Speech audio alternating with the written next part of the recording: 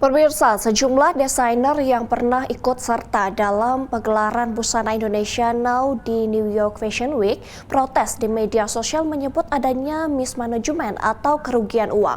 Tim VOA mengkonfirmasi ke sejumlah desainer dan juga pengelola Indonesia Now terkait polemik ini. Dan berikut laporan Randy Wicaksana dari VOA.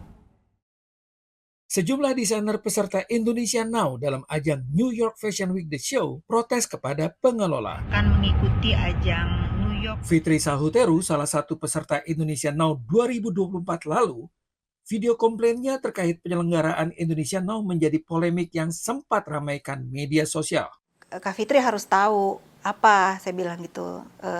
Ada beberapa masalah yang harus diselesaikan. Karena kalau kita tidak membantu Eski, besok show nggak akan terjadi.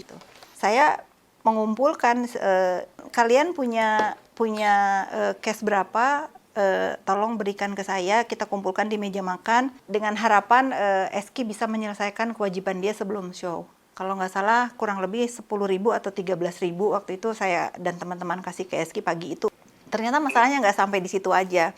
Saya minta kawan saya menemani Eski untuk bayar gedung dan lain-lain, ternyata masih ada yang belum dibayar. Keluhan dugaan mismanagement juga datang dari brand Lisa Ju. Yang paling parah itu menurut saya fittingnya. Ketika fitting juga itu banyak banget modelnya yang saya harus cobain baju segala macam, tes segala macam, dan itu ukuran tuh berbeda sama yang mereka kirimkan sebelumnya. Indonesia Now berlangsung 2 kali 1 tahun sejak 2018. Telah membawa berbagai karya desainer papan atas tanah air melantai di catwalk New York. Mulai dari Ivan Gunawan, Didit Maulana, Gea Panggabean, hingga Merdi Sihombing. Kepada VOA, Merdi ceritakan pengalamannya. Begitu kita lihat, ini kok datangnya orang Indonesia semua ya, gitu loh. Medianya juga media Indonesia. Lo tuh mau ngapain ya jauh-jauh ke New York ini dengan katanya menjual fashion Indonesia ke global. Kalau begini sih bukan ya. Yang menjadi masalah adalah munculnya berbagai macam isu polemik berkepanjangan di sosial media. Di YouTube, di Instagram, dan juga di grup WhatsApp. Semuanya saling debat, saling sanggah, saling memberikan informasi. Sehingga publik jadi bertanya-tanya, ini mana yang benar, mana yang salah.